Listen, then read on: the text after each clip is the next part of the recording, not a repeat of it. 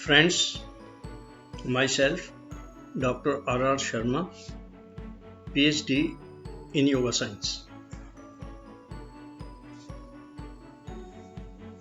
Friends, topic है only one platform, किसान आंदोलन एंड अवेकनिंग। एक ही प्लेटफॉर्म होगा, किसान आंदोलन, जिसमें किसान, मजदूर, गरीब, एम्प्लॉइज, मिडिल क्लास, सारी, यहाँ तक कि व्यापारी भी मिडिल क्लास के, ये सब इसमें होंगे। और इसी प्लेटफॉर्म के ऊपर लोगों को जगाया जाएगा। आज जो है, जो मैं बोल रहा हूं, वो पार्ट 6 का पॉइंट 2 है, अंदर के विज्ञान के बारे में, अंदर की साइंस के बारे में। आज जमीर की जड़ सूख गई है, अध्यात्म की जड़ सूख गई है, धर्म की जड़ सूख गई है। क्यों सूख गई है? क्योंकि इनकी जड़ को सर्वत के भले का पानी नहीं दिया गया, पानी नहीं मिला। क्यों नहीं मिला? क्योंकि जमीर, अध्यात्म, धर्म, इनकी जड़ को पानी देने वाला जो अंदर का विज्ञान था, अंदर का विज्ञान, वो खत्म हो गया, लोप हो गया, लुप्त हो गया अंधकार में। उसको आज समझना है, पर उसको समझने के लिए हमें यह भी देखना होगा बाहर का भी विज्ञान है। तो जो बाहर का विज्ञान है, उसे ही आउटर साइंस कहते हैं, उसे ही मैटेरियल साइंस कहते हैं, उसे ही भौतिक साइंस कहते हैं। तो इसी तरह अंदर का भी विज्ञान है, उसको इनर साइंस कहते हैं, उसको स्पिरिचुअल साइंस कहते हैं। और इनर साइंस, स्पिरिचुअल साइंस का ही टेक्निकल नाम योग विज्ञान है। ये टेक्निकल नाम है योग विज्ञान। और ये दोनों विज्ञान है।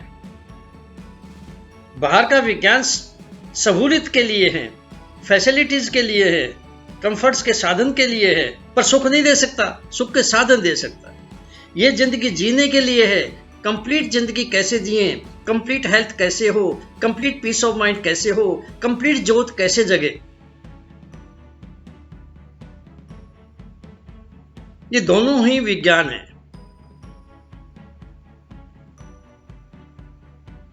अब योग विज्ञान इसका टेक्निकल नाम है। योग का मतलब क्या है? क्योंकि एक साइंस है, पूरा साइंस है। योग विज्ञान के नाम पर एक पूरी साइंस है। धर्म के नाम पर ये चीज नहीं आएगी, आध्यात्मिक के नाम पर नहीं आएगी, जमीन के नाम पर नहीं आएगी। इस विज्ञान में सारी की सारी चीज आ जाएंगी। जैसे मटेरियल साइंस में पहले तो ये समझ लो, मटेरियल साइंस में यूनिवर्सल प्रिंसिपल्स है, प्रकृति मां के, जो सदा रहती है और सृष्टि चला रही है। जैसे 2 हाइड्रोजन के एटम्स में एक ऑक्सीजन का मिलाओ, पानी मिल जाएगा। तो पानी कोई भी मिलाए मिल जाएगा, चाहे यहां मिलाओ, चाहे हिंदुस्तान में, चाहे हिंदुस्तान के बाहर किसी देश में, चाहे आसमान में मिलाओ, चाहे किसी पृथ्वी और पर मिलाओ, पानी बन जाएगा वो। इसी तरह ये जो अंदर की साइंस है ना, योग विज्ञान, इसके अंदर भी प्रकृति मां के ही यूनिवर्सल प्रिंसिपल्स हैं, वो भी सब जगह लागू होते हैं। अरे भाई, मैं आपको तंग कर रहा हूं, मैं चूंटी भर रहा हूं, आपको चूंटी भर रहा हूं, तो आपको दर्द हो रहा है ना, हो रहा है ना दर्द। तो फिर तुम भी अगर किसी को चूंटी भरोगे तो उसे भी दर्द होगा। तुम भी जिसको चूंटी भरोगे, चाहे वो आदमी हो, चाहे पशु हो, पक्षी हो, जीव हो, जंतु, कोई भी हो, दर्द तो उसे होगा। तो हिंदुस्तान में नहीं, हिंदुस्तान से बाहर करके देख लो, आसमान में करके देख लो, चंद्रमा में करके देख लो, सूर्य पर करके देख लो, किसी और ग्रह पर करके देख लो। अरे ये भी यूनिवर्सल रूल हैं जिंदगी जीने के, जो हम भूल गए हैं। योग जो है उसका मतलब है जोड़ना, मिलाना। तुम पर ये एक बात बताऊं, ये वैसे नहीं है कि दो रस्सी हैं उनको जोड़ दो, गांठ लगा जोड़ दो, ये मतलब योग का नहीं है। ये समझेंगे तो योग तो कभी भी नहीं आएगा। और ये भी मतलब नहीं दो दोस्त हैं, उनके मनमुटाव हो गए, उनका हाथ मिला दो, जोड़ दो, ये मतलब नहीं है। मतलब है कि मैं यहां खड़ा हूं, 100 किलोमीटर पर मेरा माइलस्टोन है, वहां पहुंचना है मैंने, वो मेरी मंजिल है, मैंने उससे मिलना है। तो कैसे मिलूंगा भाई? एक तो तरीका है, कितने माइलस्टोन होंगे, पत्थर लेकर लिख दो 100 और सामने रख लो, उसकी पूजा शुरू कर दो। और इससे भी आसान करना है तो कईयों ने 100 लिख करके फोटो खिंचाई हुई है, फोटो बाजार में से ले लो और उसकी पूजा करते रहो। तो भाई तुम यहीं बैठे रहोगे जहां खड़े हो, आगे तो नहीं जा सकते, परमात्मा की साइड में तो नहीं जा सकते। फिर ये जोड़ना नहीं है। तुम तो वहीं खड़े हो, पीछे चाहे चले जाओ, आगे नहीं जा सकते, आगे का रास्ता ही बंद कर लिया। तरीका तो ये था, मैं खुद चलता हुआ वहां पहुंच जाता, मैं उससे मिल जाता। ये मिलने का मतलब था। और बताऊं, और तरीका इससे भी अच्छा सुनो। अरे भाई, बीज में से वृक्ष निकाल लो। अरे भाई, बीज में वृक्ष है तभी तो वृक्ष होता है, नहीं तो कहां से हो जाएगा? है ना, नजर नहीं आ रहा पर है ना, तो उसमें से वृक्ष निकाल लो। कैसे निकालोगे? अगर कुछ नहीं करना ना आपने, फिर तो आप एक हथौड़ी लोगे, बीज लोगे, उसे कुटोगे कि इसमें से निकल, वृक्ष निकल। और ज्यादा चालाक हुए ना तो बीज को लाके सामने रख दोगे, पूजा करोगे, हे बीज वृक्ष को निकाल दे, हे बीज वृक्ष को निकल जा। ये कोई तरीका है?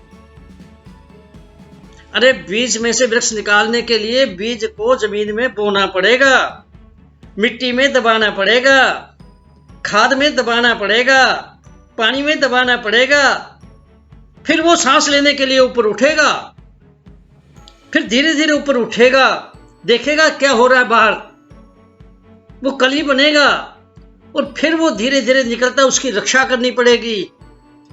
अगर कीटाणु खराब करते हैं उसे बाहर से तो दवाई छिड़कनी पड़ेगी, उसकी हिफाजत बच्चे की तरह करनी पड़ेगी। और ये ना सोचो एक दिन में हो जाएगा, एक साल में हो जाएगा, मेहनत भी लगेगी, टाइम भी लगेगा, पर वृक्ष पूरा का पूरा उसमें से निकल आएगा। ये है योग।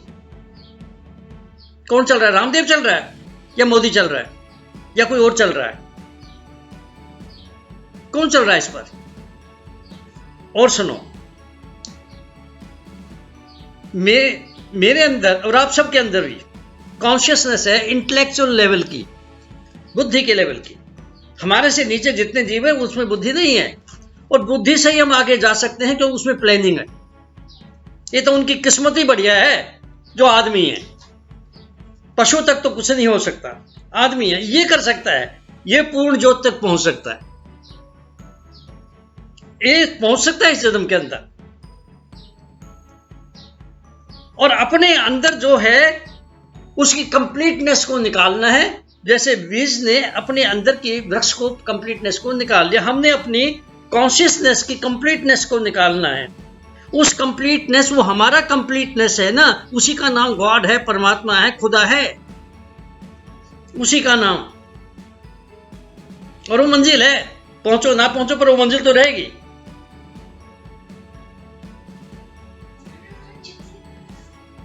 और पूर्ण कंप्लीट बनाना है, कंप्लीट ज्योत जगानी है अपने अंदर। अरे इनमें तो इतनी ज्योत नहीं मोदी में, इनमें देख ले कि परमात्मा के जो आदमी हैं, असली परमात्मा के जो नजदीक हैं, उनको तकलीफ दे रहा है। वो दिल्ली के चारों तरफ बैठे, उनको तकलीफ दे रहा है। देखो, मैं उस योग की बात कर रहा हूं, ना मैं मोदी के योग की बात कर रहा हूं, वो योग जानते ही नहीं, ना वो योग है जो करा रहे, फिजिकल एक्सरसाइज है, ना ही रामदेव जानता है, ना ही कोई और, क्योंकि चल नहीं रहा इस वक्त कोई। अगर योग होता तो ये पाप क्यों होता? अरे ये पाप क्यों है फिर? अगर योग है तो, अगर पाप है तो फिर योग नहीं है। हाँ, योग के बारे में जानना है ना तो गुरु गोविंद सिंह से पूछो। गुरु गोविंद सिंह से पूछो, उन्होंने यही कहा था जो मैं बता रहा हूं। पूर्ण ज्योत जगे घट में, अपने अंदर पूर्ण ज्योत जगा लो। और तरीका भी बताया था, खालस हो जाओ, प्योर हो जाओ। अरे प्योर होना है तो सबसे पहले तो तुम्हें अपना खाना ठीक करना पड़ेगा। तुम खाने से अपने आप पर हर आदमी हिंसा कर रहा है, खा करके हिंसा कर रहा है, और हिंसा करने वाला तो दूसरे पर भी करेगा। पहले तो खाने को ठीक करना होगा। 66%, 60% ज्यादा खाना खा रहे हैं लोग, आम आदमी ज्यादा खा रहे हैं जितना खाना चाहिए, उससे हिंसा कर रहे हैं अपने आप पर। उससे तो पशु बढ़िया है, पेट भर के हट जाते हैं। यहां तो मन उसे कहता ये भी खा ले, वो भी खा ले, वो भी खा ले।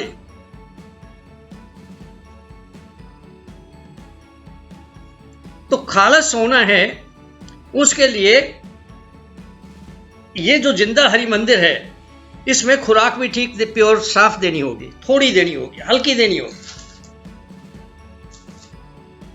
और उसके बाद हमने अपने इंटेलेक्ट को साफ करना है, एक कॉन्शियस लेवल को। कॉन्शियस लेवल जो चेतना का लेवल है ना, हम जाग रहे हैं, इसमें इंटेलेक्ट काम कर रही है, बुद्धि काम कर रही है। तो इसको साफ करना है पहले।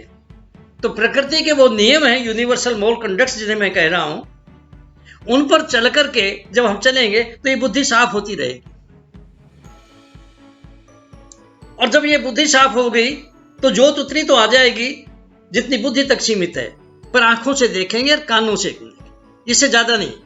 लेकिन जब ये साफ होकर के इंट्यूशन बन गई, ये इंट्यूशन भी बनती है, तरीका भी है उसका, बताऊंगा। तो वो इंट्यूशन बन गई तो आंख बंद है तो भी इसका केंद्र ब्रेन में है, वो कैच कर लेगा। कान बंद है तो भी वो डायरेक्ट इसका केंद्र कर लेगा, जैसे टेलीविजन में कर रहे हैं, रेडियो में कर रहे हैं, वायरलेस में कर रहे हैं, मोबाइल में कर रहे हैं। वो स्टेज इसके बाद के अंदर की है, वो अंदर की स्टेज है। तो 1% तुम बाहर से सफाई करोगे अगर इंटेलेक्ट को साफ कर लिया, और इसके बाद जब अंदर चले गए तो जागते हुए अंदर जाओगे। जैसे हम बाहर से जाग रहे हैं तो अंदर के कमरे में भी तो जागते हुए जाना है, तो वो भी इनर अवेयरनेस है, वो भी तरीके हैं, वो भी जागती है। और वहां जब क्यों जा, क्या करना है वहां? अरे भाई वहां गंदगी देखनी है क्योंकि वहां से बाहर आ रही है, तो उसकी सफाई करनी है, खालस करना है, उसे भी प्योर करना है। पहले तो बाहर से खालस बनाया, अब अंदर से खालस करना है, अर्ध चेतन अवस्था को करना है। ध्यान, यहां पर ध्यान तक सारी सफाई हो जाती है, लेकिन 90% रह जाती है। अब वो इंटेलेक्ट भी नहीं जा सकती है, यहां इंट्यूशन काम कर रही थी, अब इंट्यूशन आगे नहीं जा सकती। तो यहां ट्रुथ बेरिंग कॉन्शियसनेस होती है। जब इसकी सफाई कर दी, इसको खालस बना लेते हैं ना इंट्यूशन को, जैसे इंटेलेक्ट को बनाया, तो इसको भी बनाना पड़ेगा। वो ट्रुथ बेरिंग कॉन्शियसनेस में बदल करके ना फिर वो आगे चल पड़ती है पूर्ण ज्योति की ओर। इसके बाद आसान हो जाता है जाना भी, पहले मुश्किल है, वहां आसान हो जाता है जाना जब एक बार वहां पहुंच गए। तो पूरी तरह खालस हो जाओ ना, पूरी तरह तुम खालस होगे ना तो तुम्हारी समझ लो भाई ज्योति पूर्ण हो जाएगी, पूर्ण ज्योत जगे घट में। और अगर पूर्ण हम देखते हैं कि पूर्ण ज्योत जग भी रही है कि नहीं, तो हमें देखना पड़ेगा पूरी तरह खालिश है कि नहीं। ये बाहर से भी साफ है, इसका खाना, रहना, सोचना, बोलना सब कुछ साफ है, और अंदर से भी साफ है। और अंदर अनकॉन्शियस लेवल में ये सोया हुआ भी इससे गलती नहीं होती, सपने में भी गलती नहीं होती। इस तरह हम देखते हैं कि ये पूरी तरह साफ है, तो भाई पूर्ण ज्योत है, और पूर्ण ज्योत है तो पूरी तरह खालसा है। तो खालसा तो सारे हिंदुस्तान को होना चाहिए। इस पवित्र शब्द को बदनाम क्यों करते हो अतवादी कह करके? इस पवित्र शब्द को, वो तो सारा हिंदुस्तान, क्या सारी दुनिया खालसा होनी चाहिए। तो श्री गुरु नानक, श्री गुरु गोविंद सिंह जी इसी योग विज्ञान के जरिए हेमकुंड साहब के अंदर जाके तपस्या की, क्योंकि नास्ति योग समम बलम, अरे योग के समान कोई ताकत नहीं है, और ये ताकत ही पहले इकट्ठी करनी पड़ती है, तब उसे इस्तेमाल कर सकते हैं। ताकत नहीं तो कहां इस्तेमाल कर लोगे, जब है ही नहीं तो कहां से कर लोगे। तो ये पहले करनी ही पड़ती है, जिसने काम करना है उसे पहले करनी ही पड़ती है। और श्री गुरु गोविंद सिंह जी के माता पिता भी इसी तरह इसी विज्ञान के ऊपर योग साधनाएं कर रहे थे कि उन्होंने खुद श्री गुरु गोविंद सिंह जी ने विचित्र नाटक में लिखा है, मात पिता मोर अलख आराधा बहुविधि योग साधना साधा। अरे यही नहीं, पहले गुरु साहब श्री गुरु नानक देव जी ने तो बहुत योग कमाया, योग विज्ञान में बहुत योग कमाया। नानक जीवत यहां मर रही है ऐसा योग कमाई। और असलियत में देखो तो लेटेस्ट अगर कोई है जिसने ज्यादा अच्छी तरह पकड़ा पर्पस को भी, योग विज्ञान के पर्पस को भी पकड़ा लेटेस्ट, तो वो श्री गुरु नानक देव जी, नहीं और कोई नहीं हो सकता उनका मुकाबले का, वो गुरु नानक देव जी। और उसी वक्त गोरखनाथ भी हुए थे, गुरु गोरखनाथ भी थे, पहुंचे हुए तो वो भी थे, पर पहुंचे हुए होकर के भी अहंकार उनका नहीं गया था। नानक जीवत यहां मर रही है वो स्टेज पर नहीं पहुंचे थे, चमत्कारों में उलझ गए थे। योग का जो पर्पस था सुख देने का, शांति देने का, विकास देने का, उसको नहीं पकड़ा। इसीलिए गोरखनाथ के कारण और हठ योगियों के कारण ये योग खत्म हो गया, क्योंकि इन योगियों ने, हठ योगियों ने और गोरखनाथ, इन सब ने जो बेस था इस विज्ञान का, जो नींव थी, यूनिवर्सल पॉजिटिव प्रिंसिपल्स जिन्हें हम यम नियम कहते हैं, जो यूनिवर्सल कंडक्ट्स हैं, उनको निकाल दिया, उनकी बात ही नहीं की। और याद रखना, पहुंचा हुआ आदमी जो खालस होगा, जो प्योर होगा, जो संत होगा, अरे पाप कर तो सकता नहीं, वो देख भी नहीं सकता, वो देख भी नहीं सकता। उसे अंदर से ज्योत बुलाएगी ना, राजे सिंह मुकद्दम कुत्ते, भूलेगा, डरेगा नहीं कि घर में बैठा रहूं, गुफाओं में बैठा रहूं। अरे ये ताकत में यहां इस्तेमाल करने के लिए है, इस समाज के लिए, इस धरती के लिए, जहां हम पैदा हुए, जहां हम रहे हैं, और भी आएंगे।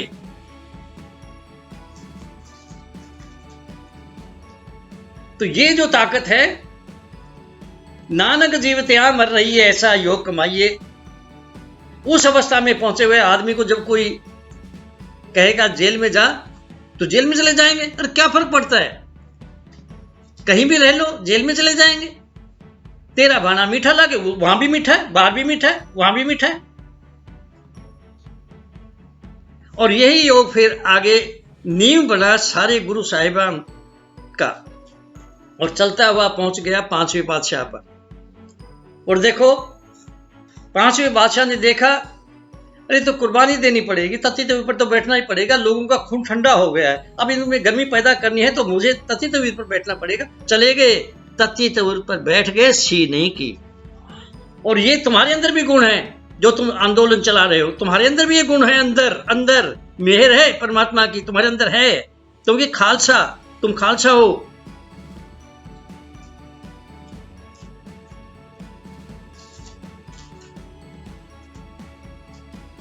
तो क्या हुआ, छठवें बादशाह ने देखा, छठवें गुरु साहब ने, अरे पांचवें बादशाह ने कुर्बानी दे दी, फिर भी नहीं उठ रहे।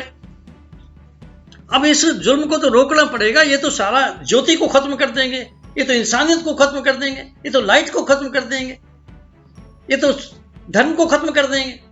तो उन्होंने फिर तलवार उठा ली। पीरी तो पहले ही थी, मीरी भी उठा ली, मेरी पीरी। ये रक्षा हमें करनी पड़ेगी, खुद की भी करनी पड़ेगी, खुद की भी करनी पड़ेगी, ताकि दूसरों की रक्षा कर सके। फिर चलती रही ये चीजें, चलती चलती नौवीं बादशाह पर पहुंच गई। नौवीं बादशाह श्री गुरु तेग बहादुर जी, जब लोग गए हमें बचाओ, हमें जुल्म हो रहे हैं, तो उन्होंने कहा भाई अब समय आ गया है, महान आदमी की कुर्बानी की जरूरत है। तो गुरु गोविंद सिंह वहां बैठे हुए थे, छोटे थे, 9 साल के ही थे। कहते पिताजी आपसे ज्यादा महान कौन होगा। चले गए दिल्ली, सिर काट दिया, सी तक नहीं की। ये एक बहुत बड़ा गुण है शीतक ना करना, बलिदान दे देना। लेकिन फिर गुरु साहब ने देखा, फिर मैंने तो पिता का बलिदान भी दे दिया, फिर भी ये लोग नहीं उठ रहे। फिर उन्होंने सोचा मुझे तो सारा वंश ही वारना पड़ेगा गर्मी पहुंचाने के लिए, लोगों को उठाने के लिए। फिर उन्होंने सारा वंश ही मार दिया। अरे फिर भी नहीं उठे, डर रहे थे। गुरु साहब जा रहे हैं, दरवाजे बंद कर लो नहीं तो फौज पकड़ ले जाएगी। तब उन्होंने सोचा अब एक ही रास्ता है, यहां एक खालसा फौज तैयार करनी पड़ेगी जो प्योर खालस प्योर आदमियों की हो, उनमें जोत जल रही हो। और उस फौज का एक ही काम होगा, जहां पाप होंगे वहां जाएं, डट जाएं, चाहे कहीं भी हो रहा। और ये वही फौज है, खालसा के अंश हैं ये वही सिख खालसा है ये, जो दिल्ली के चारों तरफ बैठे रहे। जो गुरु साहब में गुण है ना, वो उनके साथ वालों में भी आ जाते हैं। अगर गुरु नानक देव जी जेल में चले गए, शीतक नहीं की, पांचवें पांचवें तथी बैठ के शीतक नहीं की, 9वें बादशाह ने शीश उड़वा दिया पर शीतक नहीं की। अरे तो इनके साथ वाले कैसे पीछे रहेंगे? इनमें भी तो वही चीज है। ये भी चरखड़ी पर चढ़ गए, शीतक नहीं की। आरे से चिराए गए, शीतक नहीं की। देग में उबाले गए, शीतक नहीं की। बन बन कटाया और फिर भी कहते हैं तू गलत काट रहा है, ठीक तरीके से काट। तू मुझे मार रहा है, मैं तुझे थोड़ी मार रहा हूं। भाई मनी से, क्योंकि वो ज्यादा नजदीक थे ना गुरु साहब के, इसलिए ज्ञान दे रहे थे। गुरु साहब बोल रहे थे अंदर से, गुरु 10वें पातशाह गुरु गोविंद सिंह जी निकाल रहे थे अंदर से गुरु ग्रंथ साहब, और ये लिख रहे थे। तो इनकी कलम चल रही थी उनके ऊपर। तो वो कलम के ऊपर जब बात आती है तो हाथ बोलेगा, मुंह बोलेगा। तो उन्होंने कहा अरे तू क्या कर रहा है जल्लाद? हुक्म हुआ है मेरा बंद बंद काट, पहले मेरा ये हिस्सा काट, फिर यहाँ गांठ है यहाँ काट, फिर यहाँ जोड़ है यहाँ काट, उसके बाद यहाँ काट। तू तो यहाँ से शुरू कर रहा है, यहाँ से क्यों कर रहा है? अरे तू काट रहा है, मैं भी देखूं तो सही दूर होके कि मेरे शरीर को कैसे मूली गाजर की तरह काटा जा रहा है, मैं भी तो देखूं। अरे इतने ही नहीं, निश्चय कर अपनी जीत कर। बाबा दीप से पहुंचना था वहां हरमंदिर साहब में। लड़ाइयां चल रही हैं, लड़ते हुए जा रहे हैं। शीश उनका उधर गया, लेकिन हरमंदिर साहब नहीं पहुंचे थे। तो शीश को हाथ में ले लिया कि रास्ता तू दिखा, तलवार मैं चलाऊंगा, और वहां तक पहुंच गए।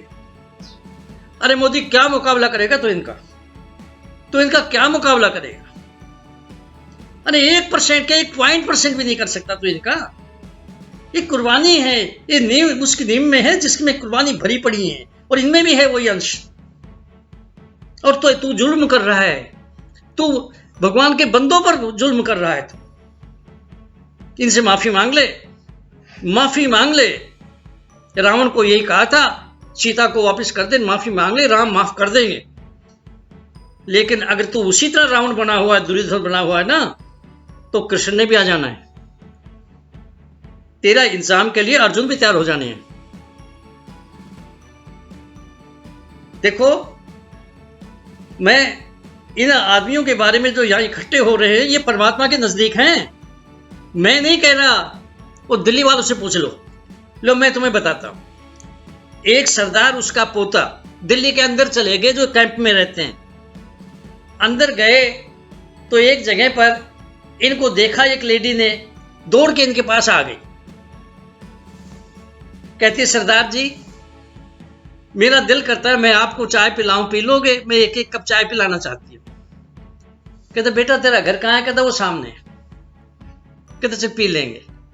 चले गए, देखा वो अकेली है। उसे क्या किया, चाय रख दी अग्नि के ऊपर, गैस के ऊपर चाय रख दी, चाय बन रही है। और फटाफट टेलीफोन किया अपने हस्बैंड को दफ्तर में कि हमारे घर में एक सरदार आया हुआ है, एक भगवान आया हुआ है, जिन्हें तू मिलना चाहता था, वो भगवान आया हुआ है, तू जल्दी आ जाओ। कहता मैं 20 मिनट में आया। चाय बन रही है। फिर टेलीफोन किया टीचर्स, जिनके पास ट्यूशन के लिए भेजे थे अपने बच्चे, और उसको कहा मैडम हमारे घर कोई मेहमान भगवान आया हुआ है, मेरे बच्चों को भेज दे, उनको काम दे दे, मैं करा दूंगी, उनको अभी जल्दी भेज दे। पर उनको जल्दी थी, उन सरदार जी को, उनको जल्दी थी, तो कहते हैं चलो ठीक है अब तो हम चलते हैं। जाते हुए उन्होंने पूछा कि आप सरदार जी रहते कहाँ हैं, एड्रेस तो बताओ। उन्होंने बताया ये ढाबा है, उस ढाबे का नाम बताया और उसके पास ही टेंट है। जब ढाबे के पास आओगे किसी को भी बता देना, ढाबे बता देंगे और टेंट में हम नजर ही आ जाएंगे। भाई वो पहुंचे ही थे वापस, सरदार जी उसका पोता। 10 मिनट के बाद ये आ गए, वही लेडी अपने हस्बैंड के साथ, अपने देवर के साथ, अपने बच्चों के साथ, और आकर के बहुत खुश हुए कि आप लोग तो हमारे लिए परमात्मा हो। अरे उनके शब्द हैं ये। उन्होंने कहा बेटा, कहते मुझे बेटा कहते हो तो रोज इन लोगों को लाओ ना मेरे घर में, चाय पिलाया करूंगी, रोज आया करो। कहते बेटा ये तो मैं नहीं कह सकता इतना तो, लेकिन हाँ इतना जरूर है, जाने से पहले मैं यहां से जीत के जब जाऊंगा ना, तो जाने से पहले तेरे घर होके जाऊंगा बेटी, तेरे घर होके जाऊंगा। और क्योंकि मैंने तुझे बेटी कहा है ना, तो बेटी जेब में से 500 का नोट निकाल कर दे दिया। अरे वहां पर तो पैसों की खुद जरूरत है, फिर भी उसने निकाल के दे दिया क्योंकि बेटी कहा उसे, और वो उसे भगवान कह रही है, और वो भी दिल्ली की है, वो दिल्ली में रहती है, पर परमात्मा की उस पर मेहर हो गई इसलिए दर्शन करने आ गई। ये जो इस वक्त है ना, ये जो आदमी बैठे हैं, ये गुरु जैसे ही हैं, उनके कम क्वालिटी नहीं है इनमें। अरे जब तुम लोग दिल्ली के अंदर ठंड के अंदर, कड़कड़ाती ठंड के अंदर रजाई में बैठे थे, तब ये खुले आसमान में नीचे सड़क पर बैठे और कह रहे थे तेरा भाना मीठा लागे।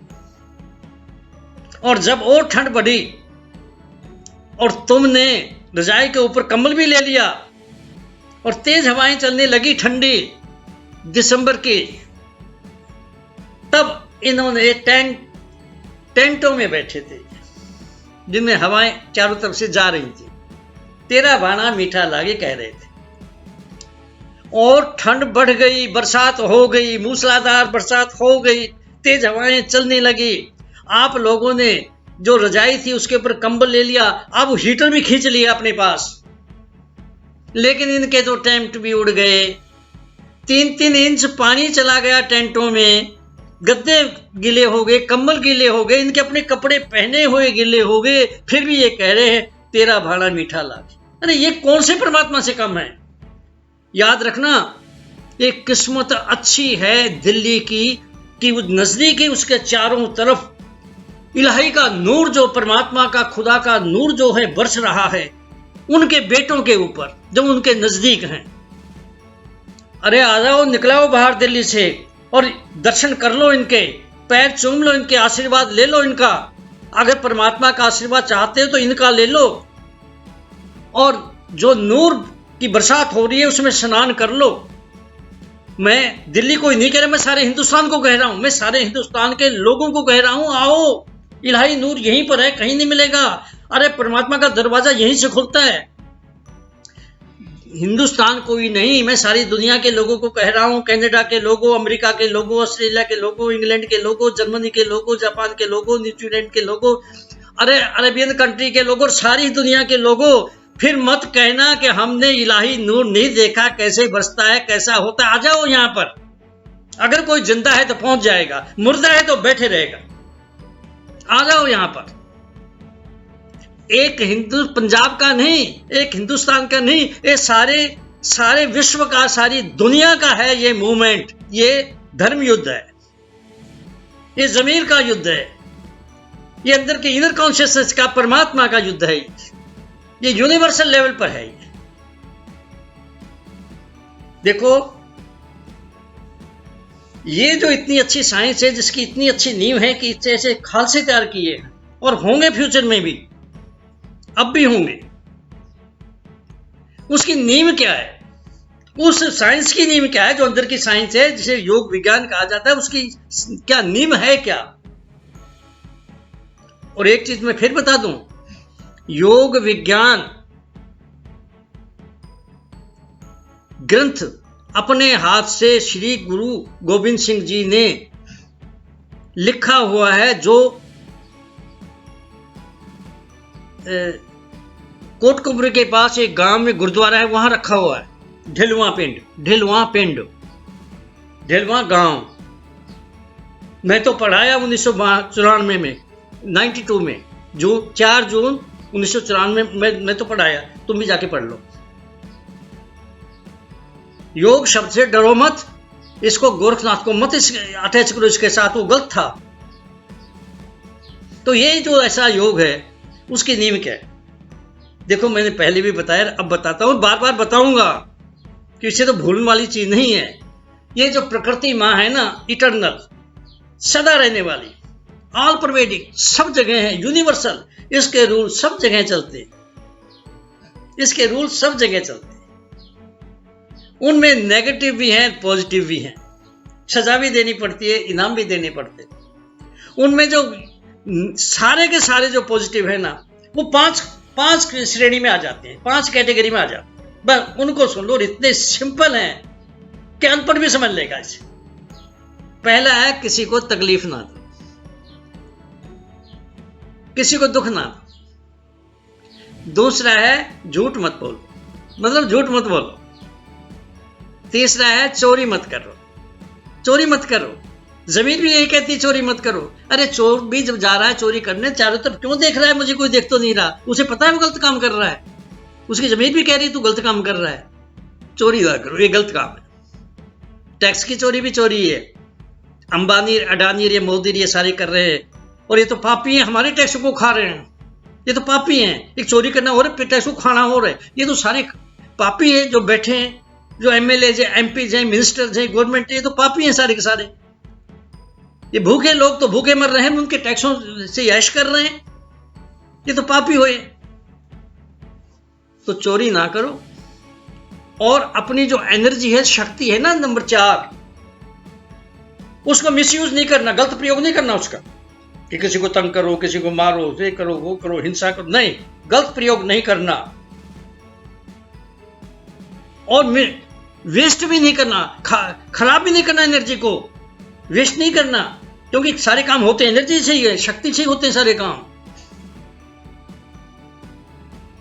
और योग विज्ञान से ज्यादा कोई शक्ति भी नहीं दे सकता, इसीलिए जाना पड़ा था हेमकुंड साहब। और 5वां है, जिस चीज पर हमारा अधिकार नहीं ना, वो मत लो। अरे तुम क्यों ले रहे हो रिश्वत? तुम्हारा राइट थोड़ी है, तुम्हें तो तनख्वाह मिल रही है, नौकरी लगे हुए हो, फिर भी तुम ले रहे हो, पाप कर रहे हो, तुम्हारी जमीर परमात्मा माफ नहीं करेगा। और जरूरत से ज्यादा चीजें ना रखो, जितनी भूखे उतना खाओ ना, ज्यादा खाओगे तो भी बीमार होगे, तो ज्यादा इकट्ठा करोगे तो भी तुम दूसरों को भूखे मार रहे हो, तुम पाप कर रहे हो। तुम इसलिए इकट्ठा कर रहे हो कि ज्यादा चीजों को इकट्ठा करेंगे, महंगाई बढ़ जाएगी बाजार में, और फिर हम उसको 20 गुना ज्यादा बेचेंगे। 20 रुपए की चीज हम 4000 में बेचेंगे, ये पाप है। ये तो ये नहीं करने बस। और डिसिप्लिन, अनुशासन में रहना है। ये देखो कितना अनुशासन है इस मूवमेंट में, यहां कोई चुसक नहीं रहा, नौजवान है, दूसरे हैं, लेकिन देखो कितने आराम से रह रहे हैं, कोई हिंसा नहीं है, कोई आवाज नहीं है, कोई कुछ नहीं गलत काम कर रहा है। डिसिप्लिन में, अनुशासन में रहो, रेगुलरिटी में रहो, रोज का काम रोज करो। लंगर वाले अपना काम करें, दूसरे अपना कर रहे हैं, दूसरे अपना कर रहे हैं, अपना अपना काम कर रहे हैं, और टाइम पर करो, पंक्चुअलिटी में रहो। इन 3 चीज जो है ना, डिसिप्लिन, रेगुलरिटी, पंक्चुअलिटी में, इसमें इन 5 चीजों को 24 घंटे चलाना है। ये नीम है। नीम जो होती है, और नीम के ऊपर ही मंजिल बनती है, तो मिस्त्री पता है क्या करता है? पहले नीम खोदता है। अगर 8 मंजिला है ना, 8 मंजिला की कोई चीज है, तो 2 मंजिल तो उसकी नीम बनानी पड़ेगी, ताकि कमजोर ना रह जाए। और नीम बनाकर उसे कूटना पड़ता है। ये नहीं कि ईंट वहां चिन दो, जैसे ऊपर चुन रहे हो, नहीं, वैसे भी नहीं, और मर्जी जैसे तो भी नहीं, टुकड़े टुकड़े करके नीम को पक्का करना पड़ता है, अंदर से हिले ना। और उसके बाद क्या होता है, मिस्त्री एक धागा लंबा लेता है, और एक एक करके ईंट को रखता है, एक एक करके, 20-25 नहीं, एक एक करके ईंट को रखता है, और फिर वो लट्टू यंत्र से मापता है, हर ईंट को मापता है। क्यों मापता है? इसलिए मापता है कि हर ईंट का वजन नीम पर जाना चाहिए, नीम से बाहर हुआ तो गिर जाएगी मंजिल। अरे नीम ज्यादा इंपॉर्टेंट है, ये बाहर की मंजिल से नजर आ रही है, वो नजर नहीं आ रही। फल खा रहे हो, फूल देख रहे हो, सुंदरता वृक्ष में देख रहे हो, अरे वो जमीन के अंदर है ना जड़, वो नजर तो नहीं आ रही, वो कारण है। नीम वही है बस। नीम योग के इस नीम का मतलब है ये रोज अपनी जिंदगी में करते हुए योग करो। और होगा भी योग तभी जब ये तुम्हारी डे टू डे लाइफ में, दिन प्रतिदिन की लाइफ के अंदर ये लागू हो जाएंगे। ऐसा करते हुए ही आसन कर सकते हो, नहीं तो आसन भी नहीं होंगे। फिजिकल एक्सरसाइज कर सकते हो, क्योंकि इनसे एटीट्यूड बनता है योगिक, और योगिक एटीट्यूड से ही योग होता है। तो जब नीम ही नहीं है, तुम तो बिल्डिंग खड़ी कर ली, एटीट्यूड है नहीं, कहां से योग कर लोगे? ये योग का एटीट्यूड है मोदी का, लोगों को तो मार रहा है, आप तो रोटी रोज खा रहा है। ये देखो उनका क्या हाल है, आप हीटर लेके वहां बैठा है एसी रूप में, ये योगी क्या कर रहा है? ये योगी है? अरे ये तो झूठ और चोरी से भरा पड़ा है, ये तो जहर मिला रहा है अपनी चीजों में। इन्होंने सिर्फ बेवकूफ बनाना है, कपड़े पहनकर साधु दिखाने की कोशिश कर रहे हैं कि लोग हमें साधु, ये क्रिमिनल्स हैं। तो नीम जो है ना, वो नीम तो तब होगी योग की जब इन चीजों पर चलोगे और चलते हुए योग करोगे। 8वीं मंजिल बन गई ना, तो भी हर मंजिल का, चाहे 20 मंजिल बना लो, हर मंजिल की, सभी मंजिल की हर ईंट का वजन नींव पर पड़ा है। यानी कि कोई भी तुम्हारा एक्शन होगा तुम्हारी लाइफ में, डे टू डे लाइफ में, जागते हुए सोते हुए, वो इनमें क्षण के होना चाहिए, इनसे कटना नहीं चाहिए, जो मैंने पांच गिनाए हैं। देखो कैसे सुख आता है, कैसे हेल्थ आती है, कैसे पीस ऑफ माइंड आता है, कैसे खुदा सामने आ जाता है। ये योग की नींव है। और दूसरी बात भाई, योग की नींव तो, ये जो योग की नींव नहीं, ये धर्म की नींव भी है, ये अध्यात्म की नींव भी है। पर फर्क है, योग साइंस में और धर्म में, अध्यात्म में फर्क है। वो जुबानी बातें करते हैं, योग उन पर चलाता है। जब वो चलेगा तभी तो वहां भी चलेगा, तो उनको भी खुराक मिल जाएगी। अरे ये जमीर की खुराक है, जमीर तो तुम्हारी भूखी मर रही है, क्योंकि इन पर तुम चल नहीं रहे। तुम तो वैसे ही मर जाओगे भूखे, तुम तो किसानों के बगैर भी मरोगे, क्योंकि जमीर मर चुकी है। और जिसकी जमीर मर गई वो जिंदा नहीं है, वो जिंदा है ना, वो दिल्ली के चारों तरफ आके बैठ जाएगा, वो घर नहीं बैठ सकता। तो एक तो ये नींव है। और योगिक एटीट्यूड, जिससे योग होता है ना, वो इन पर चलने से पैदा होता है। वो एटीट्यूड एकदम नहीं होता, लंबे टाइम तक तुम इन पर चलते रहोगे, फिर वो पैदा होता है, और उससे योग होता है। तो जो कह रहे हैं हम योगी हैं, मंजिलें बना ली, समाधि में भी पहुंच, झूठ बोल रहे हैं। तो इन पर तो चल नहीं रही, नींव है नहीं तो मंजिलें कहां से बन गई? जब इन पर चली नहीं तो योग कहां से हो जाएगा? दूसरा, योग की ये नींव ही नहीं, ये 5 चीजें, यूनिवर्सल मोरल कंडक्ट्स मैंने इनको नाम दिया है। ये यूनिवर्सल मोरल कंडक्ट्स है ना, ये योग की नींव ही नहीं है। अरे योग की आखिरी मंजिल भी यही है। सारी योगिक एक्टिविटीज का एक ही मकसद है कि हम उस जगह पर पहुंच जाएं, उस अवस्था में पहुंच जाएं, ये हमारी जिंदगी में टूटे ना। ये 5 हमारी जिंदगी में अपने आप ही लागू हो जाएं, टूटे ना। आखिर में पूर्ण ज्योत जब आ जाती है तो ये टूटते नहीं। फिर ये नहीं कि जो गुरु नानक देव जी कह रहे हैं वो ठीक है, बल्कि ये कहो कि जो ठीक है वही निकलेगा उनके मुंह से। जो ठीक है वही निकलना है, गलत तो निकलना ही नहीं। अब दूसरा, ये योग की नींव नहीं है 5, ये यूनिवर्सल मोरल कंडक्ट्स नींव योग की आखिरी मंजिल भी हैं। और आखिरी मंजिल में कैसे पहुंचोगे? ये सारे एक दूसरे की हेल्प करते हुए, सारे स्टेप्स एक दूसरे की हेल्प करते हुए वहां पहुंचाते हैं, अपना योगदान देते हैं वहां पहुंचने में जहां पूर्ण ज्योत है। पहले इन पर चलोगे, योगिक एटीट्यूड बनेगा, तो तुम आसन करोगे तो होंगे आसन, नहीं तो नहीं हो।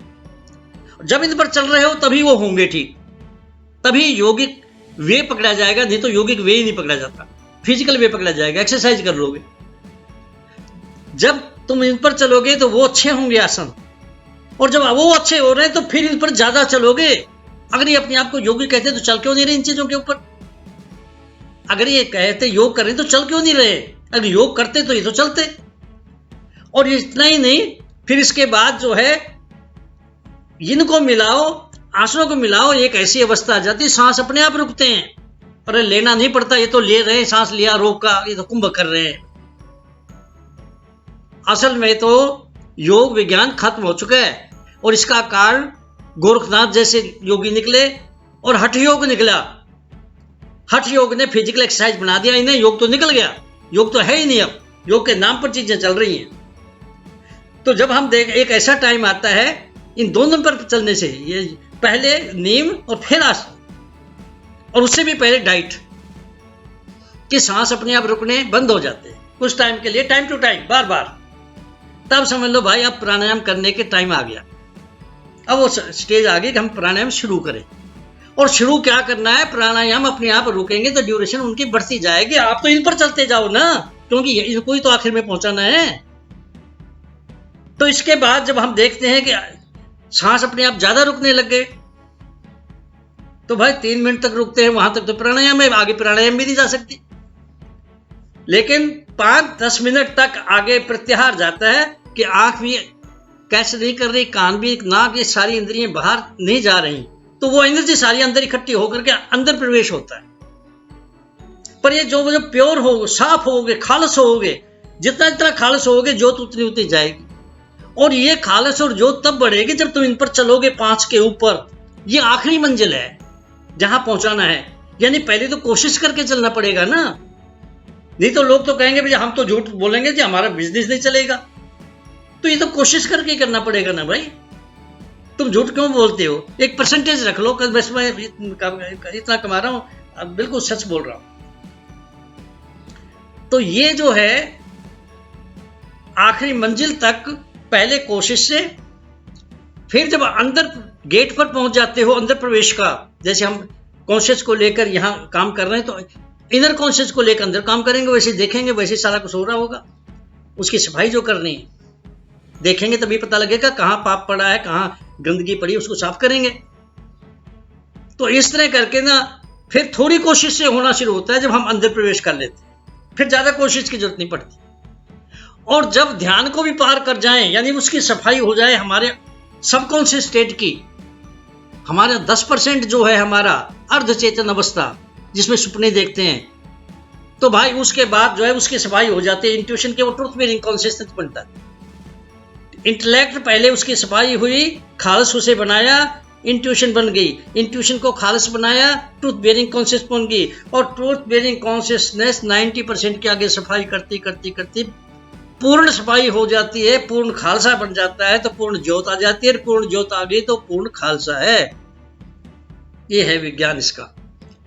और याद रखना, ये नियम ही नहीं है जो मैं 5 चीजें गिनाई, ये आखिरी मंजिल भी नहीं, अकेली नहीं है, नहीं, ये नियम भी है, आखिरी मंजिल भी है, और ये मेजरिंग स्टैंडर्ड भी है। तुम सुन लो, तुम मापना सीखो कि कोई योगी है कि नहीं, कोई योग कर रहा है कि नहीं। ये मेजरिंग स्टैंडर्ड भी इसी में छुपा हुआ है। यानी कि ये जो मैंने 5 गिनाए हैं यूनिवर्सल मोरल कंडक्ट्स, उन पर जोर देकर काफी कोशिश करके चलना पड़ रहा है, या थोड़ी कोशिश करके चलना पड़ रहा है, या अपने आप ये लागू हो रहे, हो ही ठीक रहा है हमसे। तो जिस अवस्था में भी तुम हो, जिस रेशो में भी तुम हो, उसी मात्रा के तुम मालिक हो योग के, उसी मात्रा के। इनको तो छोड़ दो जो अपने आप को योगी कहते हैं, लिख रहे हैं, ये तो वैसे लिख रहे हैं, ना वो योग है ना वो योगी है। क्योंकि योगिक एटीट्यूड से योग होता है, योगिक एटीट्यूड इन पर चलने से बनता है। जब इन पर चल नहीं रहे तो एटीट्यूड कहां से बन जाएगा? जब नियम ही नहीं तो मंजिल कहां से बन जाएगी? तो योगी वो नहीं है, चाहे वो कपड़े रामदेव ने पहने हुए ये दिखाने के लिए, तो क्रिमिनल भी तो पहने हुए। 99.9% हिंदुस्तान में अगर साधु बने हुए वो क्रिमिनल्स हैं। ये सबसे आसान तरीका छुपने का, पाप करने का। तो ये इन पर नहीं चल रहे तो योग होगा ही नहीं, योगिक एटीट्यूड नहीं बन रहा। और दूसरी बात है कि ये करोगे, 5 के ऊपर चलोगे डे टू डे लाइफ में, कभी कभी नहीं, डे टू डे लाइफ में, रोजाना हरदम, जब तुम इनके ऊपर चलोगे तब तुमसे चला जाएगा योग में, उससे पहले नहीं। अगर तुम ये कर रहे हो तो योगिक एटीट्यूड क्रिएट हो जाएगा, योगिक वे मिल जाएगा तुम्हें। क्योंकि इस सृष्टि में परमात्मा ने, प्रकृति ने इसी साइंस को प्योर साइंस बनाया हुआ है। हर एक वही आएगा जो साफ होकर खालिस होना चाहता है। और जब तुम इस पर चल रहे हो, योगिक एटीट्यूड बन गया, तो योगिक वे भी मिल जाएगा, अपने आप ही तुम्हें मिल जाएगा। आप पे गुरु, आप पे चेला, अपने अब आप ही पता लग जाता है क्या हो रहा है, क्या हो रहा है। लेकिन ये मत कहना हमें पता लग जाता है, कुछ भी नहीं पता लग रहा है तुम्हें। तो जब इस तरह हम चलेंगे तो इनके ऊपर ये नींव ही नहीं, ये मेरिंग स्टैंडर्ड भी है। इन पर चल रहे हो तो योगी हो, इन पर नहीं चल रहे तो चाहे तुम कुछ भी कर रहे हो, चाहे पेट घुमा रहे हो, चाहे मन घुमा रहे हो, ये सब ड्रामे हैं। तुम्हारे से बढ़िया तो यार वो कर लेते हैं जो सर्कस में दिखाते हैं, तुम्हारे से बढ़िया कर लेते हैं, वो योगी हो गए, तो योगी हो जाएंगे वो। तो ये चीजें हैं, तब तो तुम चलोगे और फिर ये एटीट्यूड बनेगा। इस नियम के ऊपर ही रखी जाएगी, आगे आगे बिल्डिंग बनेगी। और इन पर नहीं चल रहे तो योगिक मेथड भी नहीं मिलेगा।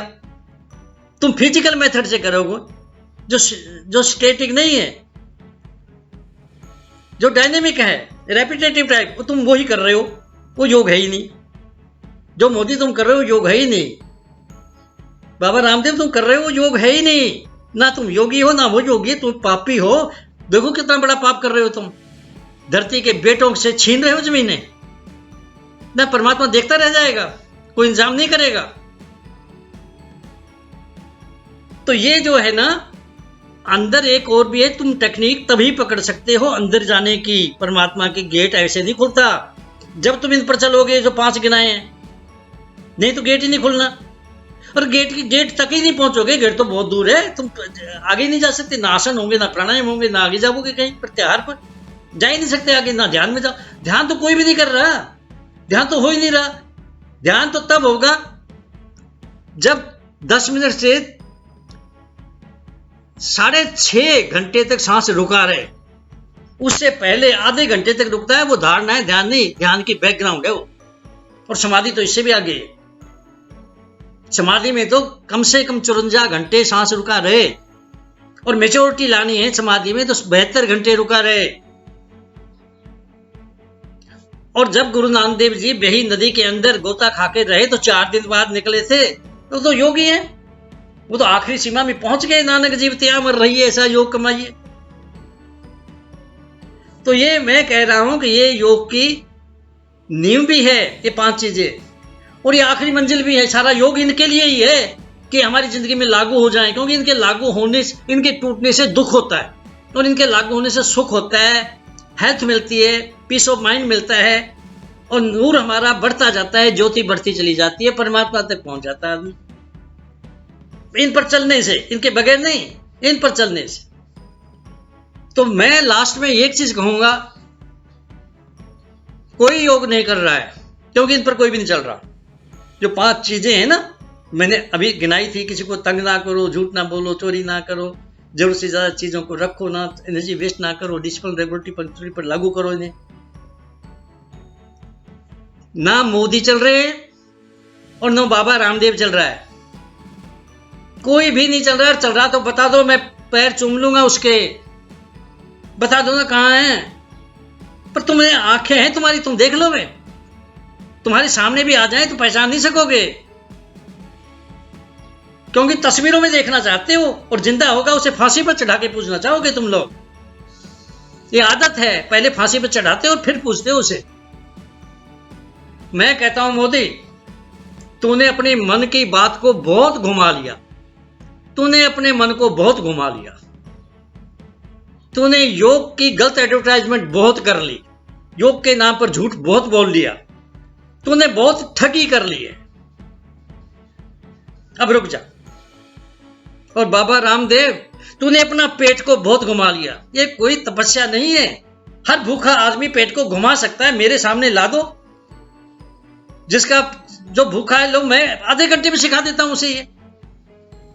या 10 बच्चे ला दो गरीब, उसी वक्त ही घुमाना शुरू कर देंगे। ये मुश्किल क्या है इसमें? प्रैक्टिस करते रहो, पर ये योग थोड़ी बन जाएगा, ये तो ढोंग है। तो मैं कहता हूं बाबा रामदेव, तूने अपना पेट बहुत घुमा लिया, तूने अपना पेट बहुत घुमा लिया, तूने योग के नाम पर बहुत एडवर्टाइजमेंट कर ली, योग के नाम पर बहुत झूठ बोल लिया, तूने बहुत ठगी कर ली। अब तुम दोनों मिस्टर मोदी, बाबा रामदेव, तुम्हारा रोल स्टेज पर खत्म हो गया है, अब स्टेज खाली कर दो।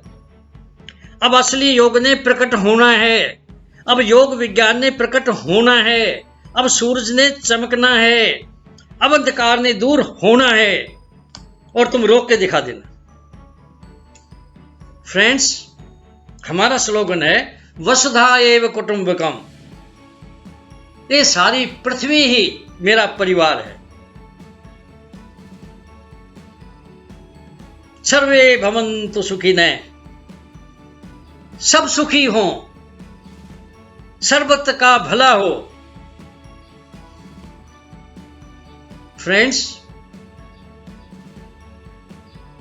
सब्सक्राइब करो, शेयर करो, लाइक करो, कमेंट्स दो, और सारे इकट्ठे हो जाओ और पहुंच जाओ उस नूर में, स्नान कर लो दिल्ली के चारों तरफ जहां देवता बैठे हैं। ओ शांति शांति शांति।